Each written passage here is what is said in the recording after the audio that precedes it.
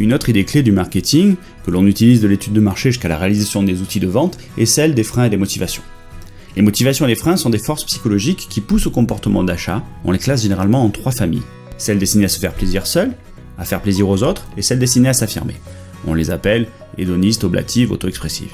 Les freins, quant à eux, sont toujours dans les registres financiers. La peur que le produit ne marche pas, le risque psychologique de se sentir coupable pour avoir acheté tel ou tel produit qui n'était pas de première nécessité. Ces motivations et ces freins sont très utilisés du début à la fin de la chaîne de commercialisation d'un produit. On retrouve également ces motivations et ces freins dans les argumentaires de vente. Lorsqu'un vendeur vous propose un service ou un produit en particulier, lorsqu'il le décrit, il va toujours essayer de détecter à travers une première phase dite de découverte les besoins ou les motivations qui sont les plus importantes et les plus présentes chez vous. Il va pouvoir utiliser ensuite des petits outils mnémotechniques pour sortir le bon argument à la bonne personne, comme le son casse.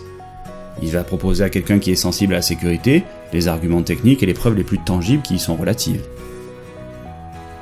Par exemple, sur le marché de l'automobile que tout le monde connaît, un vendeur qui vous voit arriver en détectant un besoin de sécurité va argumenter davantage sur le côté airbag du véhicule et sur les notes obtenues aux nombreux crash tests. A l'inverse, si lors de la première discussion il détecte en vous une sensibilité élevée au confort, il va davantage argumenter sur les sièges, l'insonorisation du véhicule, la souplesse du moteur et je ne sais encore quel argument qui vantera le confort du véhicule.